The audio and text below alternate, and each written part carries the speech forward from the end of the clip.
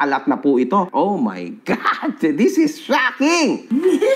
So, galing po ito sa asawa, mga kahombre ko. Ito reklamo na ito. So, what can we say about this? Maybe it's true. Maybe it's not. Pero it reminds me of some things, no? Na hindi po lahat na nagkakaso, nasa tama. Totoo naman yun. Diba? Alam niyo yan, mga kahombre ko.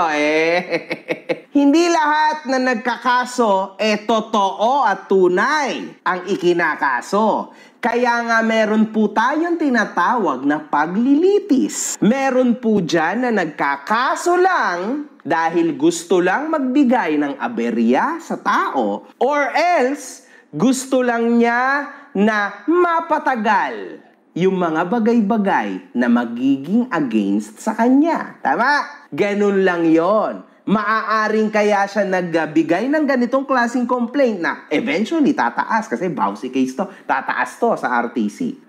Maaring pwedeng meron siyang